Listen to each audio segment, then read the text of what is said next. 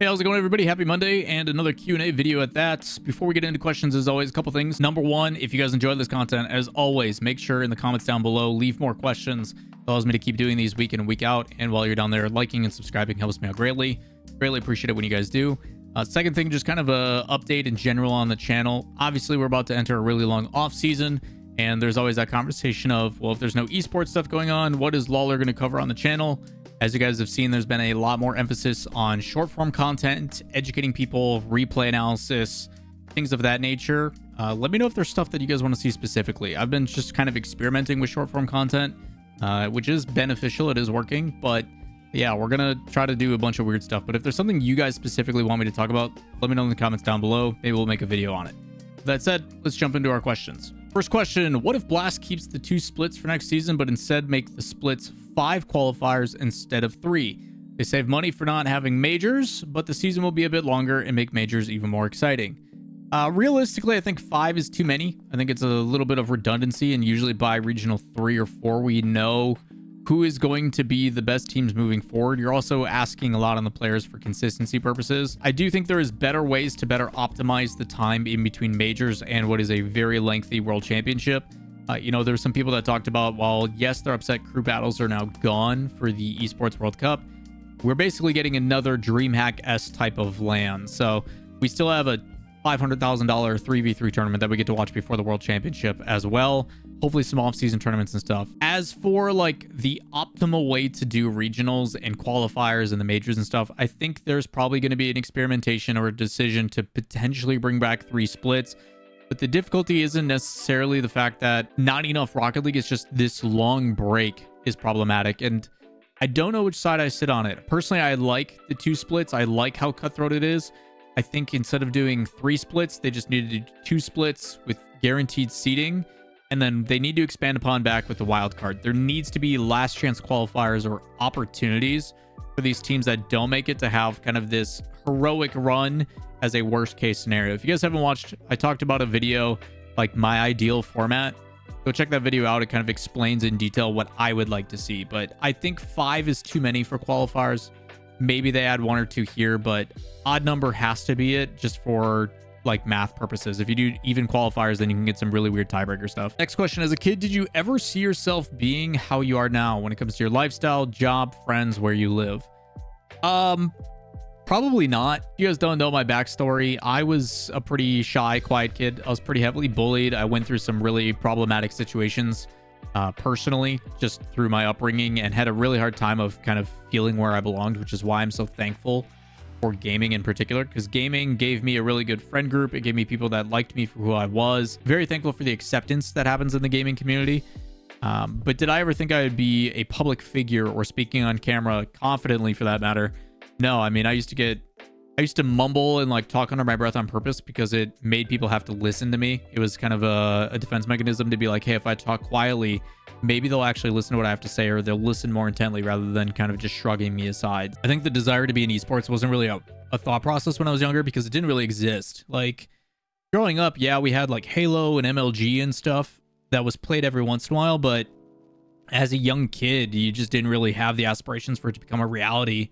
And until I started really playing League of Legends when I was like early high school, it wasn't a thing that you're like, man, that'd be so cool to do, but you were still realistic about it being a thing that could actually happen. And yeah, we ran community tournaments within my friend group. Yeah, we did some commentary, if you want to call it that. Rocket League just kind of happened to be a thing that, one, I was really good at it when the game first came out, and then the commentary thing was an opportunity that presented. And yes, I was assertive and put my best foot forward to give myself that opportunity, that chance. Certain things still had to happen for me to be able to do what I do. But now, like, the fact that I can say I've met as many cool people as I have, I've gotten to travel the world and do what I've done, I never expected to be that. The tattoos, the listening to the music I listen to, the like aesthetic that I have, my like style, if you want to call it that, I think you can't really, that stuff is kind of set in stone. But when it comes to the job, the friends I have, where I live, things like that, for the most part, I think where I live is probably the most consistent. I love the Midwest.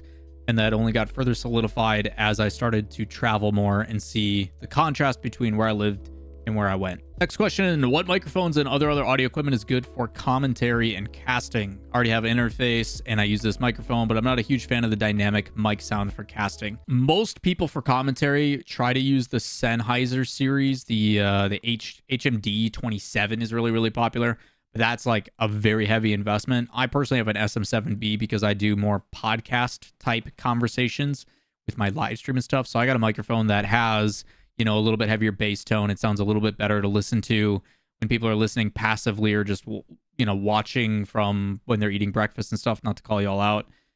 That's usually why I have the microphone I do. But for commentary itself, again, it just depends on what your goals are or how lofty you're trying to be. Obviously, budget is always going to be the normal thing, but as long as you're not using like a built-in microphone on a gaming headset, you're usually okay. You can get like a USB microphone for like 50 to 150 bucks. And it's a really good start. But again, a lot of people want to invest in equipment, this, that, and the other, but they don't want to work on the polish of what goes into commentary itself. So again, I don't think your microphone initially is the biggest hurdle, but I will tell you that if I'm watching someone cast something and their microphone sounds like crap, I'm immediately going to mute it. So there's a weird balance between it, but the high end is obviously the Sennheiser stuff that all the RLCS guys use. I use mine for more podcast stuff, which works for casting, and then I can lower the thresholds if I need to. But you can get a pretty cheap USB microphone from like Audio-Technica. Shure has a built-in one too. That's pretty solid, but there's some good options like that. Even the Elgato Wave has some software control as well. Most people really like the Wave 3 from Elgato just because it has software options as well as a decent sounding microphone. Next question. Would you ever take a job offer from Epic to help guide Rocket League in the right direction? What kind of salary would you expect? Not really sure what the position would be. Yeah, I think it's cool to see that even Blast is starting to hire some people like that. Blast has really done a good job of reaching out and kind of interacting with some people within the community to try to educate themselves about how to move forward. I can tell you guys right now, I have a pretty good line of communication with the staff over at Epic about some of the things that they're doing, some of the future plans. And I, by all means, do not hold back my opinion. I would like to think that I have a very healthy work relationship with one of the people at the head of Epic for their competitive team. So between the conversations I have with them, you know, I'm not going to withhold my opinion of things. Obviously, we keep it professional, but it would be cool to be brought in as a full-time thing. When you work freelance like I do, whether it be as a consultant, commentator, whatever, anytime someone is like, hey, would you like to do this thing? You always want to give it a chance. You always want to be willing to see what the obligations are, what the workload is, how it's going to play out. I'm never going to turn down receiving an offer, but whether I accept the job or not is entirely different. And that depends on what the pay is, all that kind of stuff. Usually operational and logistical staff varies a lot. It depends on how hands-on you are or how big of a decision you're making. Are you in control of the staff? Are you delegating work? But operations managers and stuff, depending on where you're based, can range anywhere from 75 to 90,000 a year, sometimes more, sometimes less. But that would be expected, I think, of the Epic competitive team, not just Rocket League. So you're going to be working on Fortnite and Rocket League and any of the other projects that are involved under that Epic umbrella. But yeah, I mean, it's honestly a cool job. It'd be awesome to be able to say, hey, for the last almost decade of my life I've spent working and focusing on this game. I feel like I have a pretty good understanding of what is successful, what isn't, what the community would react well to. And if they were to like, hey, we're going to pay you money to give us your opinion on something you do anyway, yeah, it'd be awesome. It'd be absolutely fantastic. Last question for you all. Is it worth going to Worlds to experience it? I think this is a blanket statement, not just for Worlds, but all lands. It really depends on how much, one, you have to spend, and two, what you're trying to get out of it. If you're going to spend money to just go and watch Rocket League, the experience itself will be fun. Watching Rocket League in person is like no other. It is a fantastic experience. But that comes at a cost, and if that cost hits a certain amount, then I go, not so much. That's just a lot of money, and I wouldn't spend my money that way. That's coming from someone who's been to every LAN for the RLCS except for like 3. When it comes to going to a LAN, I usually try to turn it into a bit of vacation. I want to make sure that I'm hanging out with friends, that I'm doing stuff around the city that I am visiting. I want to see the sights and the sounds. I want to do more than just sit in an arena and watch Rocket League. I want to create memories and have experiences. Do we go to Topgolf? Do we go out to eat to our favorite restaurant? Do we do certain things? Do we have a plan or activity? Are we going hiking? Things like that to me make the whole trip a better experience, especially when you do it with friends. And I don't want to deter you if you are going alone. You will make friends there. You are going to an arena packed full of like-minded people that are all enjoying the same thing. Trust me, it is worth going even alone. But that is at a certain price. Now, if you're only a few hour drive away from Fort Worth, 100%, yeah, why wouldn't you go? Buy tickets, enjoy it, get an Airbnb, split the cost with friends. If you're from Europe and you're making the trip, you're talking, how much is it for a flight?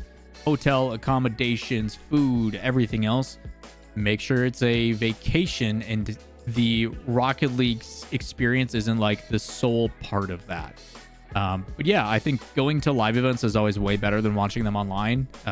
You know, we're going to be putting out a documentary here soon about feeling the alpha boost and what it's like to be there for a live goal. It's just like a sporting event. Watching your favorite sports team play is a lot better than watching it online. The atmosphere is significantly better. With that in mind, you know, there's certain sports where I much rather watch from the comfort of my couch because I have a nice TV and I can't get a better viewing angle. So again, it is entirely dependent on a person, but most cases I would highly recommend going. It's a blast. That's going to wrap it up for today's Q&A video. If you guys have any additional questions, comments, concerns, let me know down below. Always love hearing your comments. Always love seeing your guys' questions because I never know what you guys are going to ask. You always surprise me somehow, even years into this. But with that said, if you guys enjoy the content, like, subscribe, turn on notifications. I'll see you in the next video. Peace.